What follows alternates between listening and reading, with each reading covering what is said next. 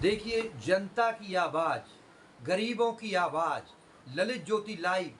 मैं ब्रजेश तिवारी आपको एक ऐसे मामले में ले चलता हूँ जहाँ करोड़ों रुपए की सहारा की ज़मीन खरीदी गई है। करोड़ों रुपए की ज़मीन में करोड़ों रुपए के ही स्टाम्प की चोरी की गई है।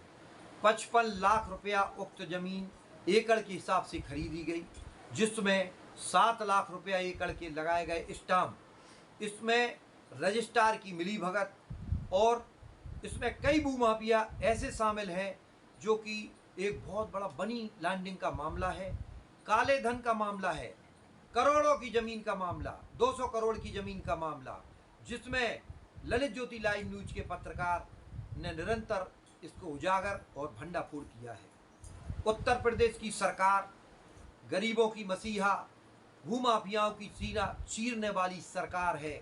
उस सरकार को मैं आगाह करना चाहता हूँ, साथ में ललितपुर की जिला प्रशासन को, कि सहारा की ज़मीन में जो करोड़ों का घोटाला किया गया है उस घोटाले को कब उजागर किया जाएगा।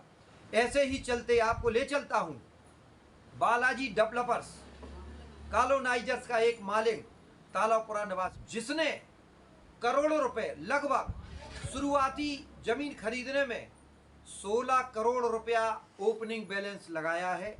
क्या इस 16 करोड़ का उसने इनकम टैक्स दिया है? क्या उस 16 करोड़ का उसके पास कोई हिसाब किताब है? उसके बाद एक वर्ष में वही जमीन फिर उसने मास्टर गेन के तहत बेच दी और लगभग 20-21 करोड़ रुपया बनाया है। क्या उस 21 करोड़ रुपया का हिसाब किताब है? मैं पूछता हूं प्रशासन से। शिकायतें भी की गई हैं और उच्च स्तर पर मुख्यमंत्री के आदेशानुसार ललितपुर में कार्रवाई और जांच करने के माननीय जिलाधिकारी जी को निर्देश किया गया है। क्या जिलाधिकारी जी ने कोई कार्रवाई की? क्या पुलिस अधीक्षक ने कोई कार्रवाई की? या ललितपुर की एलआईयू और स्पेशल शाखा ने कोई मुख्यमंत्री तक खबर भेजी? आखिरकार वो 22 करोड़ रुपया एक छोटी सी परचूनी की दुकान करने वाले के पास कहां से आए? कहां से आया यह पैसा? कहां से आई ये काला धन, ब्लैक मनी, जिस पर भारत सरकार के प्रधानमंत्री, और देखिए मैं आपको दिखाता हूं यह ब्लैक मनी के दस्तावेज 15 करोड़ के, फिर 16 करोड़ के, फिर 21-22 करोड़ के आपको दिखाता हूं।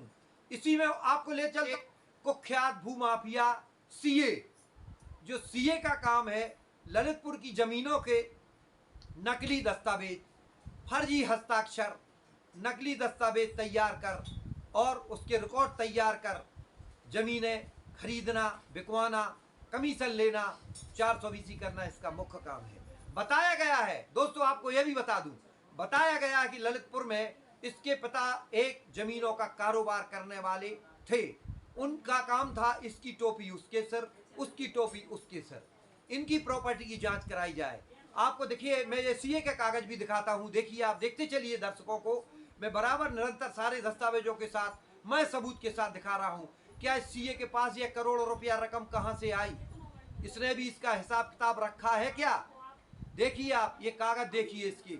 इसी क्रम में नई बस्ती निवासी 3 व्यक्तियों ने धोखा देकर कि आपका मामला हम सुलटा देंगे और जमीन के लाखों रुपए की रजिस्ट्रियां करा ली, जिसमें भी स्टाम्पों की चोरी की गई। ब्रजेश तिवारी पत्रकार, जो ललित ज्योति लाइव न्यूज के निष्पक्ष पत्रकार हैं और अपनी जान हथेली पर रखकर समाचार चलाते हैं, उनको ललितपुर में एक बड़े अखबार के ब्यूरो प्रमुख, जो इस सहारा भूमाफिया का मास्टरमाइंड है, हत्या कराने की साजिश रचने का प्रयास कर रहा है।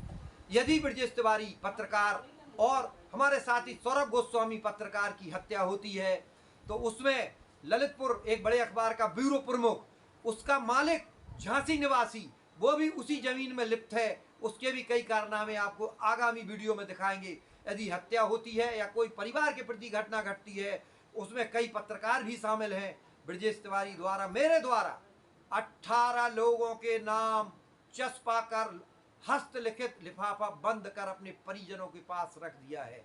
हत्या की साजिश में या कोई घटना घटने पर मेरे परिजन वह लिफाफा खोलेंगे, जिसमें जिला प्रशासन से पिछले महीने की 19 तारीख को उनसे सुरक्षा मांगी गई थी। आज तक सुरक्षा मुहैया नहीं कराई गई है। माननीय मुख्यमंत्री जी, देखिए आवाज आप तक पहुंच रही है, उसको दबाने का, कुचलने का प्रयास किया जा रहा है। यदि हत्या होती है तो सारों लोगों की जिम्मेवारी होगी, साथ में जिला प्रशासन, पुलिस प्रशासन की भी जिम्मेवारी होगी कि आज 15-20 दिन बीतने के बाद क्या सुरक्षा दी गई। इतना बड़ा मनी लॉन्ड्रिंग का मामला आप लोगों के सामने लेके आया हूं, परंतु यह भूमाफिया खुलेआम घूम रहे हैं। एक ब्यूरो प्रमुख पर 420 का मुकदमा लिखा जाता है, परंतु पुलिस प्रशासन हाथ पर हाथ धरे बैठी है, जिला प्रशासन हाथ पे हाथ धरे बैठा है, क्योंकि वो बड़े अखबार का पत्रकार है। कानून सबके लिए बना है और इसीलिए मैं चाहता हूं उस 420 पत्रकार की गिरफ्तारी अब तक क्यों नहीं हुई।